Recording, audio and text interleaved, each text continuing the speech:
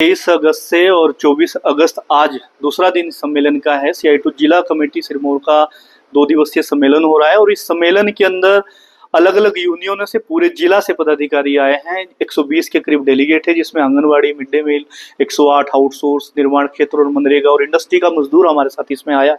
तो उन मुद्दों के ऊपर हमने चर्चा की। इसमें मुख्यतः जो केंद्र की मोदी सरकार जब सत्ता में आई है तो 4 लेबर कोड वो लेकर आई है। 44 श्रम कानूनों को खत्म करके 4 श्रम संहिताओं को लेकर आई है।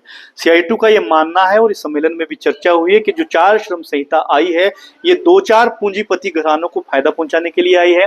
मजदूर वर्ग ने आजादी के आंदोलन से पहले भी और आजादी से पहले जो 44 श्रम कानून हासिल किए थे आज तक, उन 44 श्रम कानूनों को जब ये खत्म कर दिए जाएंगे, 4 श्रम संहिताएं लागू हो जाएगी, तो हमारा ये मानना है कि मजदूर वर्ग एक बंधुआ मजदूर की जिंदगी जीने के लिए बाध्य हो जाएगा। क्योंकि उस मजदूर वर्ग को ना ग्रेच्युटी का अधिकार रहेगा, ना यूनियन बनाने का अधिकार रहेगा, ना हड़ताल का अधिकार रहेगा।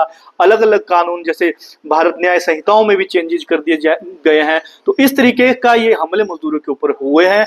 इसी में हम चर्चा कर रहे हैं, हम बात कर रहे हैं आज आंगनवाड़ी के मुद्दे के न्यूनतम वेतन 26,000 रुपए।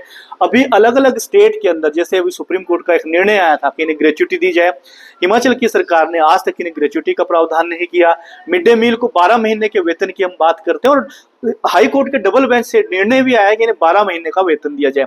जब केरल जैसे राज्य के अंदर भी मिड डे मील वर्कर को 650 रुपए डेली का प्रतिदिन का वेतन मिलता है, तो हिमाचल प्रदेश के अंदर भी ये मिल सकता है। इसके अलावा हमने चर्चा की कि कंस्ट्रक्शन वर्कर जो निर्माण का मजदूर है वो वेलफेयर बोर्ड से जो जुड़ा है, उनके बेनिफिट रुके हैं। तो उनके बेनिफिट पिछले 3 साल से नहीं है, 4 साल से नहीं है। हमने देखा कि जो बच्चे जिन्होंने 9th क्लास के अंदर स्कॉलरशिप के फॉर्म भर के जमा कराए थे, आज वो 2nd ईयर में चले गए हैं, बच्चे कॉलेज कर गए हैं, लेकिन उनके जो फॉर्म आज वापस भेजे जा रहे हैं। तो हम ये भी कल्याण का जो वेलफेयर बोर्ड है उसकी कार्यप्रणाली पे भी सवाल खड़ा करते हैं। और आने वाले 9 सितंबर को हमीरपुर के अंदर इस बोर्ड का घेराव किया जाएगा, क्योंकि हमीरपुर अब कार्यालय इनका शिफ्ट हो गया है।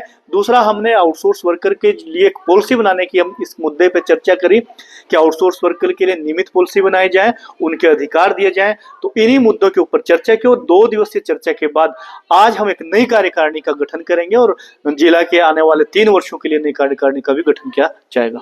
23 अगस्त से और 24 अगस्त आज दूसरा दिन सम्मेलन का है। CI2 जिला कमेटी सिरमौर का 2 दिवसीय सम्मेलन हो रहा है और इस सम्मेलन के अंदर अलग अलग यूनियनों से पूरे जिला से पदाधिकारी आए हैं। 120 के करीब डेलीगेट है, जिसमें anganwadi, mid day meal, 108 outsource, निर्माण क्षेत्र और मनरेगा और इंडस्ट्री का मजदूर हमारे साथ इसमें आया। तो उन मुद्दों के ऊपर हमने चर्चा की। इसमें मुख्यतः जो केंद्र की मोदी सरकार जब सत्ता में आई है तो 4 लेबर कोड वो लेकर आई है। 44 श्रम कानूनों को खत्म करके 4 श्रम संहिताओं को लेकर आई है। CI2 का ये मानना है और इस सम्मेलन में भी चर्चा हुई है कि जो 4 श्रम संहिता आई है ये 2-4 पूंजीपति घरानों को फायदा पहुंचाने के लिए आई है।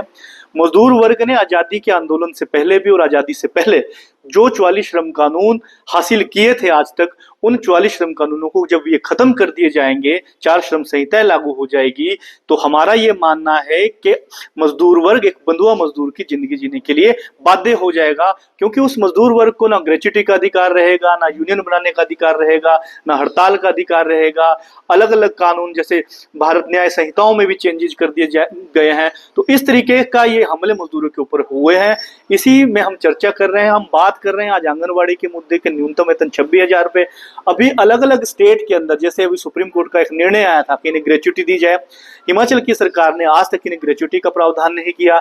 मिड डे मील को 12 महीने के वेतन की हम बात करते हैं और हाई कोर्ट के डबल बेंच से निर्णय भी आया कि इन्हें 12 महीने का वेतन दिया जाए।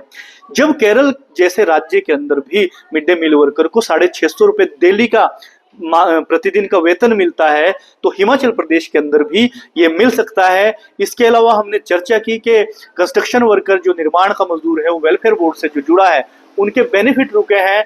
तो उनके बेनिफिट पिछले 3 साल से नहीं है, 4 साल से नहीं है। हमने देखा कि जो बच्चे जिन्होंने 9th क्लास के अंदर स्कॉलरशिप के फॉर्म भर के जमा कराए थे, आज वो 2nd ईयर में चले गए हैं, बच्चे कॉलेज कर गए हैं, लेकिन उनके जो फॉर्म आज वापस भेजे जा रहे हैं, तो हम ये भी कल्याणकारी जो वेलफेयर बोर्ड है उसकी कार्यप्रणाली पे भी सवाल खड़ा करते हैं।